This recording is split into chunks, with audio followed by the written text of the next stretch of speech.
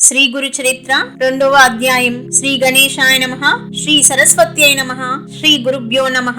కథారంభము. స్వప్నంలో జడలు, విభూది, పులితోలు ధరించి దర్శనమిచ్చిన ఆ మూర్తి నామధారకుణ్ణి మనసుపై చెరగరాని ముద్ర వేసుకున్నది. ఆయనను ప్రత్యక్షంగా దర్శించాలన్న ఆవేదన అతనిలో తీవ్రమైంది. అతడు కొద్ది దూరం వెళ్లేసరికి ఒక చోట కృపాకరుడు, ద్వంద్వాతీతుడు అయిన ఒక యోగి పుంగవుడు కనిపించాడు. ఆయన పీతాంబరము, దానిపై పులి చర్మము, దేహమంతటా విభూది, జడలు ధరించి ఉన్నాడు. ఆయన సాక్షాత్తు అతనికి స్వప్నంలో కనిపించిన యోగియే.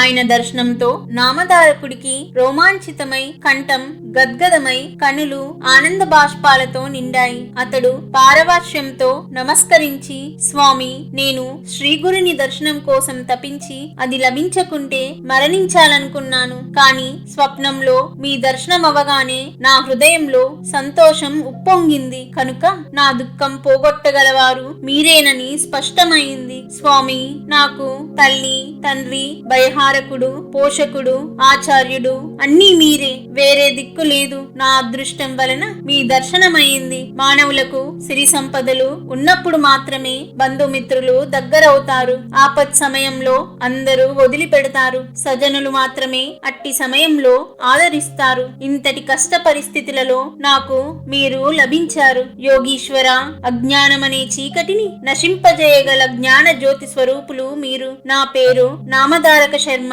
తమ పేరేమి? ఎక్కడ నుండి వస్తున్నారు? ఎక్కడికి వెళ్తున్నారు అని అడిగాడు. ఆ యోగి ఇలా చెప్పారు. నాయనా, ఎవరి భక్తులు తప్పక భుక్తిని ముక్తిని పొంది తీరుతారో, ఎవరిని యోగులు కూడా ధ్యానిస్తారో అట్టి త్రిమూర్తి అవతారమైన శ్రీ నరసింహ సరస్వతి స్వామి శిష్యుణ్ణి నేను. ఆయనయే సద్గురువు. తనను ఆశ్రయించిన వారికి సకల సంపదలు, సౌఖ్యాలు అనుగ్రహిస్తారు. నన్ను సిద్ధుడంటారు. లోకానుగ్రహార్థం భూలోక సురలోకాలలో తీర్థయాత్రలు చేస్తుంటాను. నామధారకుడు, స్వామి, శ్రీ నరసింహ సరస్వతి స్వామి మహిమ గురించి ఎందరో చెప్పగా విన్నాను. మా వంశీయులందరూ ఆయన భక్తులే. అందువలనే నాకు ఆయన యందు భక్తి కలిగింది. నేను ఎల్లప్పుడూ ఆయనను స్మరిస్తున్నాను. కాని నేనెంత కష్టాలలో ఉన్నా, నేనెంతగా ఆయనను ప్రార్థించినా నన్నాయన అనుగ్రహించలేదేమి? ఆయన నాపై ఆగ్రహించారెందుకు అని అడిగాడు. సిద్ధయోగి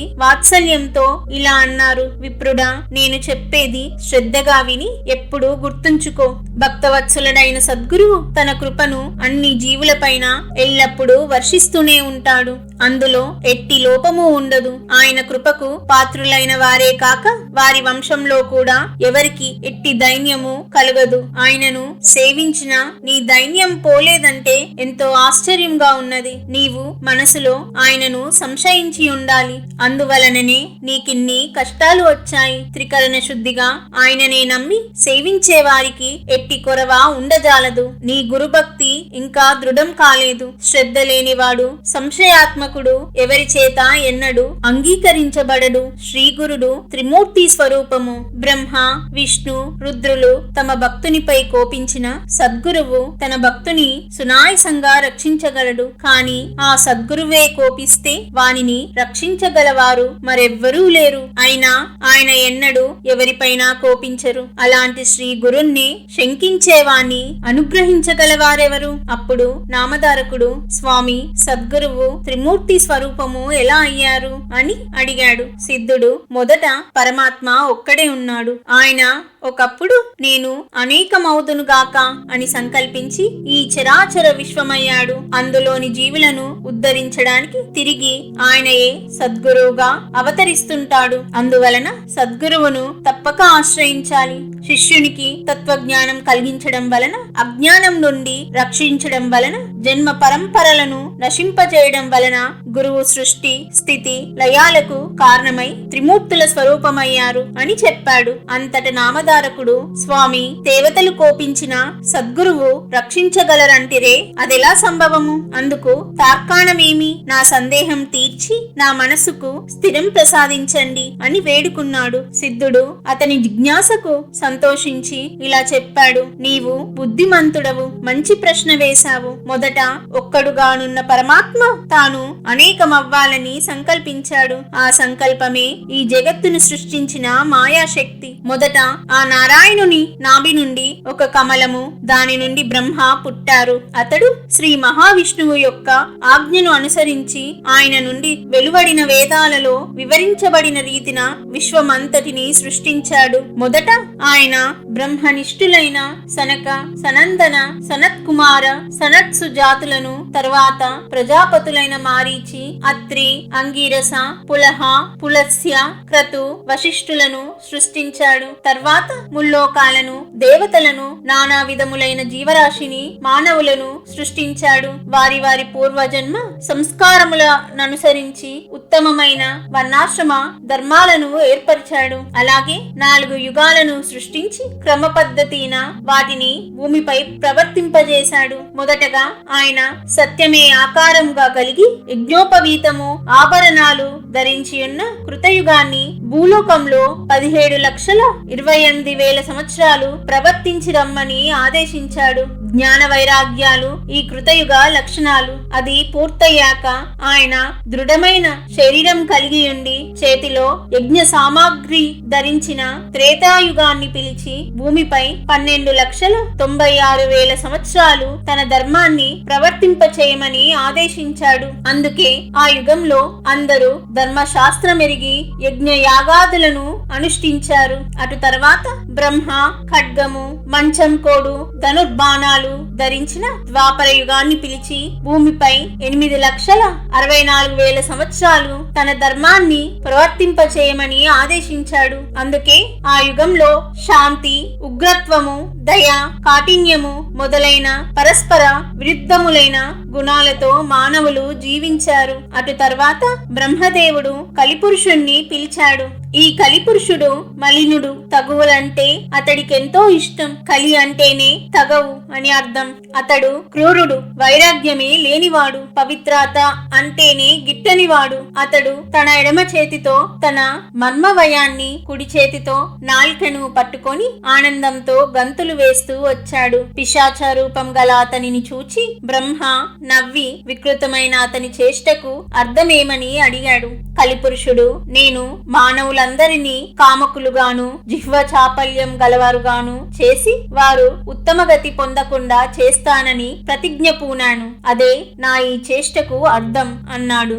అప్పుడు బ్రహ్మ అతనిని భూలోకానికి వెళ్లి అక్కడ 4,32,000 సంవత్సరాలు అతని ధర్మాన్ని ప్రవర్తింపచేయమని ఆదేశించాడు. అప్పుడు కలిపురుషుడు భయపడి, స్వామి, నేను నిద్ర, కలహము, దుఃఖములంటే ఇష్టపడేవాణ్ణి, సిగ్గులేని వాడను. ఇతరుల వస్తువులను, స్త్రీలను అపహరించేవారు, దంభము, మాత్సర్యము గలవారు, కొంగ జపం చేసే దొంగ సన్యాసులు, నమ్మిన వారికి ద్రోహం చేసేవారు, ధర్మాచరణకు అవసరమైన పదార్థాలను నాశనం చేసేవారు, స్త్రీ పుత్ర ధన వ్యామోహాలలో చిక్కిన వారు, వేద శాస్త్రాలను నిందించేవారు, శివకేశవులు వేరని తలచి వారిని దూషించేవారు నాకెంతో ఇష్టులు. పుణ్యకార్యాలు చేసేవారు, ధర్మాన్ని పాటించేవారు నాకు శత్రువులు. ఎందరో ధర్మపరులున్న భూలోకానికి నేనెలా వెళ్ళగలను? బ్రహ్మజ్ఞానులను, భక్తులను చిత్తశుద్ధితో జప ధ్యానాదులు చేసేవారిని చూస్తేనే భయంతో నాకు వణుకు పుడుతుంది అన్నాడు. అప్పుడు బ్రహ్మ, కలి, నీవు భూలోకంలో ధర్మమాచరించే వారిని విడిచిపెట్టి తదితరులలోని అధర్మాన్ని అనుసరించే వారిని లోబర్చుకొని నీ ధర్మాన్ని ప్రవర్తింపజేయి. శివకేశవులు ఒక్కరేనని తెలిసి పూజించే వారిని, తల్లి తండ్రి గురువులను సేవించే వారిని, కాశీలో నివసించే వారిని, గోవు, తులసి మొదలైన వాటిని పూజించే వారిని, వేద శాస్త్ర పురాణ స్మృతులను ఆసక్తితో విని వివేకం పొంది ధర్మం ఆచరించే వారిని నీవు బాధించవద్దు. ప్రత్యేకించి గురుసేవయందు దీక్ష వహించిన వారిని, గురుభక్తులను నీవేమీ చేయలేవు. నీవు వారిని బాధించవద్దు. భూలోకంలో మిగిలిన వారందరూ నీవక్కడ ప్రవేశించగానే నీకు లోబడి ప్రవర్తించగలరు అని చెప్పాడు. కలిపురుషుడు, స్వామి, గురువు అంటే ఎవరు? అతని గురించి మీరు ప్రత్యేకించి చెబుతున్నారే, అతని గొప్పతనమేమిటి అని అడిగాడు. బ్రహ్మ ఇలా చెప్పాడు. గురువు త్రిమూర్తుల స్వరూపము. ఆయనయే బ్రహ్మ, విష్ణువు, మహేశ్వరుడు. అందువలన గురువు సంప్రీప్తుడు సంతృప్తుడైతే త్రిమూర్తులు తృప్తి చెందుతారు. గురువు కోపించిన వారిని ఆ త్రిమూర్తులలో ఏ ఒక్కరూ రక్షించలేరు. గురువు తన శిష్యునికి తత్వము ఉపదేశించి పాపము నశింపజేసి అతని యందు బ్రహ్మజ్ఞానం కలిగించి అతనిని శాశ్వతంగా దుఃఖం నుండి తరింపజేస్తాడు. అలానే గురువు సంప్రీతుడైతే త్రిమూర్తులు సంప్రీతులవుతారు. కానీ త్రిమూర్తులలో ఏ ఒక్కరూ సంప్రీతులైనా గురువు సంప్రీతుడు కాకపోవచ్చు. కనుక ఎవడు శాస్త్రానుసారం గురువును సేవించి ఆయన ప్రీతికి పాత్రుడవుతాడో అట్టి శిష్యుడు తానే బ్రహ్మ అవుతాడు. అతనికి తీర్థయాత్రలు, వ్రతాలు, తపస్సు చేసిన ఫలితమంతా గురుసేవ వలనే లభిస్తుంది. గురువు వలనే శిష్యునికి వర్ణాశ్రమ ధర్మాలు, సదాచారము, సదా సద్వివేకము, కర్మాచరణ, భక్తి, వైరాగ్యము, ముక్తి కూడా లభిస్తాయి. గురువు లేనిదే మోక్షం లభించదు. కారణం గురువు లేనిదే శాస్త్ర శ్రవణము, తత్వ శ్రవణము లభించవు. అవి లభించకుంటే మానవులకు నీ వలన భయం తప్పదు.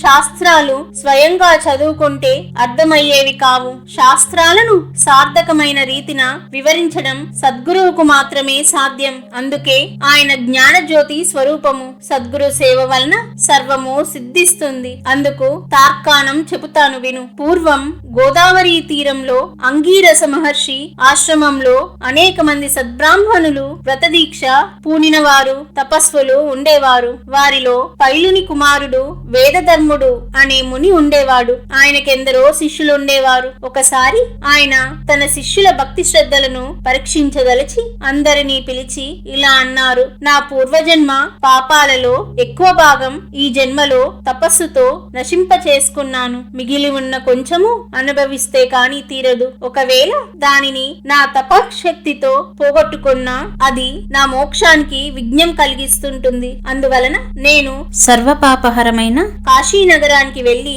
ఆ కర్మ శేషం అనుభవించి దాన్ని నశింప చేసుకుంటాను. అక్కడ నా పూర్వ పాపాలను అనుసరించి గలత్కుష్టి రోగిని, కుంటివాడిని, గుడ్డివాడిని అయి 21 సంవత్సరాలు కర్మఫలం అనుభవిస్తాను. అంతకాలము అక్కడ నాకు తోడుగా ఉండి సేవ చేయగలవారు మీలో ఎవరున్నారు? గురు సేవలో లోపమొస్తే ఏమి ప్రమాదమోనన్న భయంతో శిష్యులంతా మౌనం వహించారు. దీపకుడనే శిష్యుడు ఆయనకు నమస్కరించి, స్వామి, మోక్షానికి విఘ్నం కలిగించే పాపశేషం ఉంచుకోరాదు. కానీ మీరు అనుమతిస్తే మీ బదులు ఆ పాపం నేనే అనుభవించి మీకు సేవ చేస్తాను, అనుగ్రహించండి అని విన్నవించుకున్నాడు. అప్పుడు ఆ గురువు సంతోషించి, ఈ పాపం నేను అనుభవించవలసిందే, వేరొకరు అనుభవిస్తే తీరదు. రోగి కంటే అతనికి సేవ చేసేవారి కష్టమే ఎక్కువ.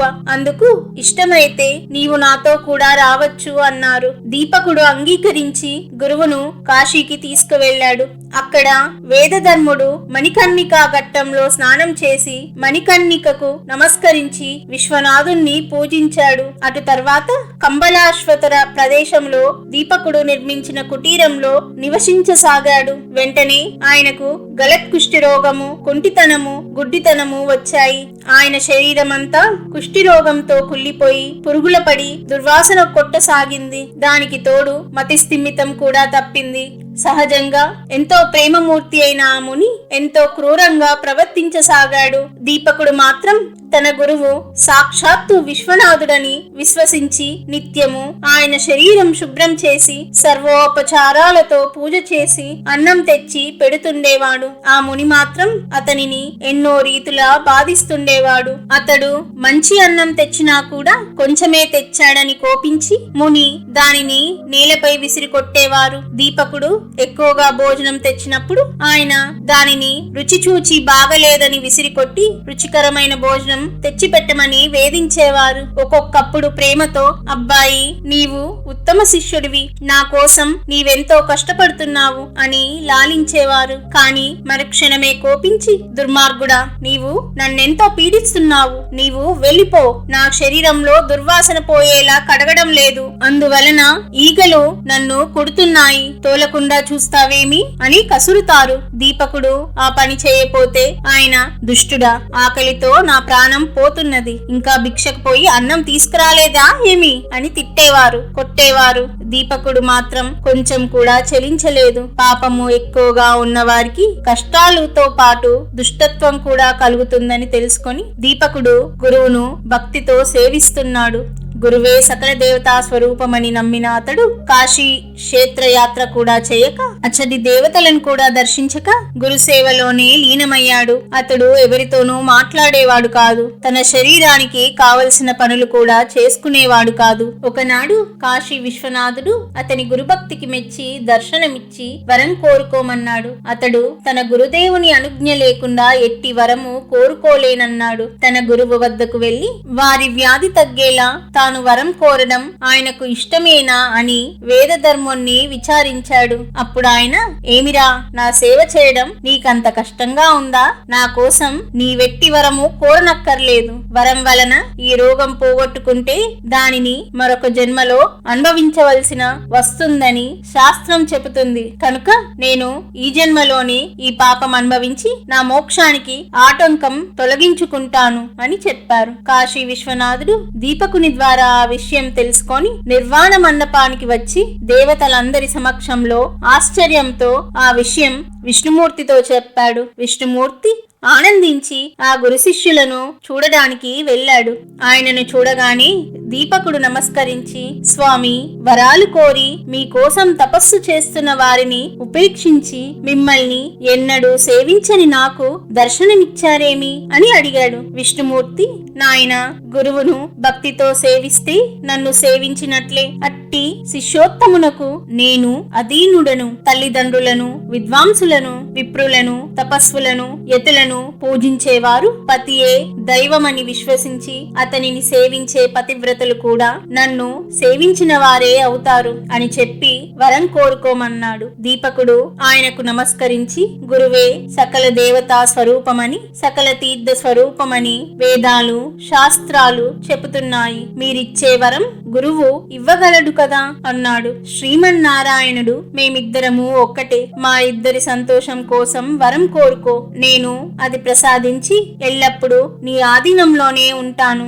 అన్నాడు. దీపకుడు, స్వామి, అలా అయితే నా గురుభక్తి నిరంతరము వృద్ధి చెందేలా అనుగ్రహించు అని కోరాడు. విష్ణువు సంతోషించి, నీవు గురుసేవ వలన తరించావు. నీవీ లోకంలోనే బ్రహ్మానందము పొందగలవు. నీవెల్లప్పుడు నీ గురుదేవుణ్ణి ఇలానే సేవిస్తూ ఉండు. వేదాలు, వేదాంగాలు, వేదాంత వాక్యాల అర్థం తెలుసుకొని గురువే పరమార్థమని, పరబ్రహ్మమని తెలుసుకొని గురువును ఎవరైతే సేవిస్తారో వారికి దేవతలందరూ వశమవుతారు. నిరంతరము సద్గురువును సేవించేవారు కూడా లోకపూజ్యులే. త్రిమూర్తులమైన మా అనుగ్రహం వలనే మానవులకు సద్గురువు లభిస్తారు అని చెప్పి విష్ణువు అంతర్ధానమయ్యాడు. తర్వాత దీపకుడి సంగతి చెప్పకముందే వేదధర్ముడు జరిగినదంతా చెప్పి దీపకుని గురుభక్తికి మెచ్చి, చిరంజీవా, నీవు కాశీలోనే నివసించు. అష్టసిద్ధులు, నవనిధులు నిన్ను సేవిస్తుంటాయి. నిన్ను స్మరించిన వారి కష్టాలు కూడా నశిస్తాయి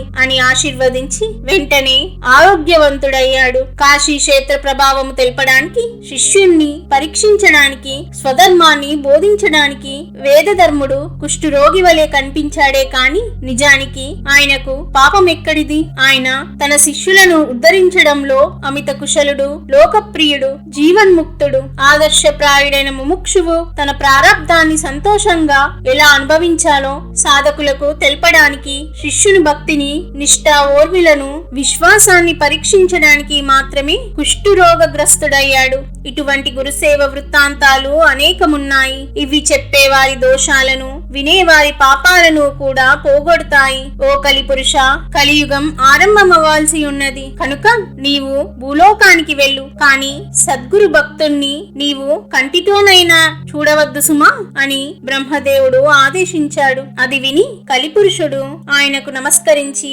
భూలోకానికి వెళ్ళాడు. గురువు యొక్క మహిమ ఇంతటిదని చెప్పడానికి వీలవుతుందా? నామధారక ఎవరు సాత్వికమైన ఒరిమిని పొంది దృఢభక్తితో దైవాన్ని భక్తితో సద్గురువుణ్ణి భజిస్తారో వారు తప్పక కృతకృత్యులవుతారు. కాబట్టి నీవు పరమ శ్రేయస్సు కోరితే నిస్సంశయంగా శ్రద్ధాన్వితుడవై నరదేహంతో అవతరించిన శ్రీగురుణ్ణి సేవించు అని సిద్ధుడు చెప్పారు. శ్రీ దత్తాయ గురవే నమః.